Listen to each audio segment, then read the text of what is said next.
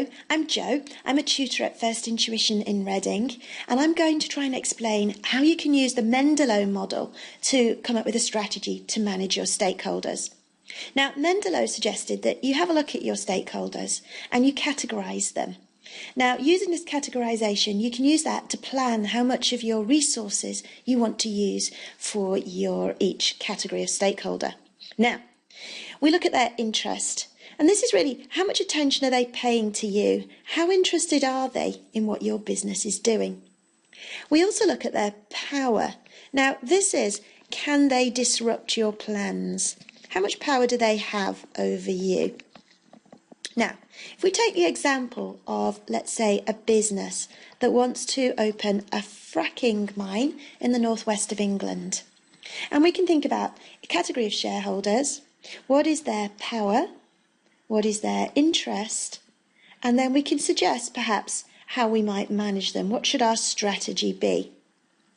So there's one group of people who I think are going to be quite important, and this is the local government. Now, they have the power to withhold planning permission, so without that we won't be able to go ahead. So I'd say their power is very high. And they're very interested in what we do because they want jobs, but they also need to protect the local environment as well. So again, they're going to be watching us quite carefully, so their interest is high. Now that makes them key players, makes them one of the most important categories of stakeholder. So what we need to do is we need to make sure that they are happy with our plans. So we'll meet with them.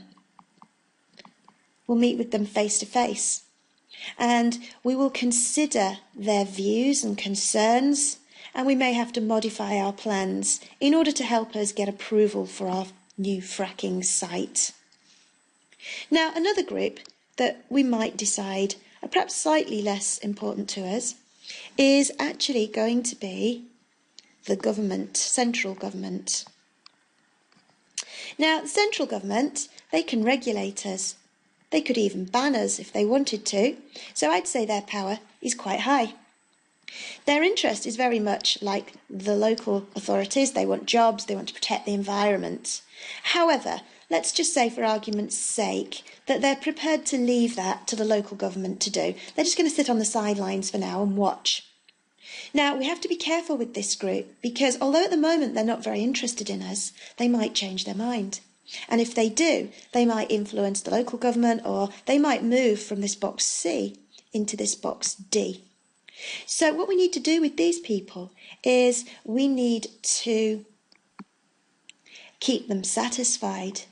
Now, in practice, that's not going to be that much different to what we're doing with local government. We have to reassure them that we're not breaking any planning rules, that we're not going to pollute the environment, and encourage them to, appreciate the good things about our plan, the jobs, the extra tax revenue, and so on. So we need to be careful with this group of people. Now, another group we could think about is the locals, the residents. Now, they've got very little power to do anything. I mean, they could chain themselves to the site, but that's about it. However, they have very high interest because they might want jobs, they might want wealth in their local area, but they'll be very worried about damage to their local environment.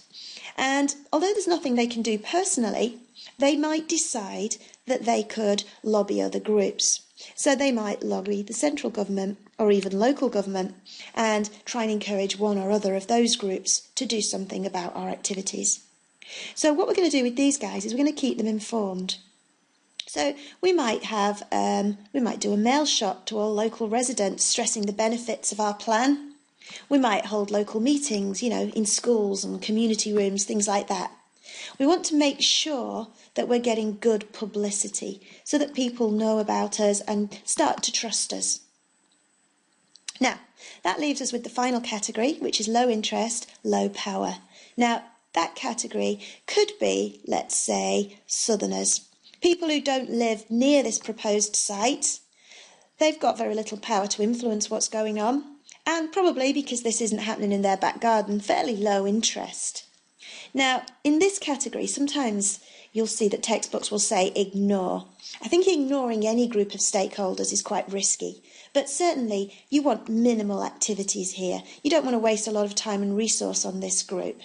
So just keep an eye on them, monitor them, make sure that they're not starting to stir up trouble with either of these two groups, and hopefully they won't become a thorn in your side in the future. Now, that's a very quick summary of how you can use Mendelow's theory. Hopefully you found it helpful. If you'd like more details, there are more detailed lectures on First Intuitions courses. Good luck with your studies.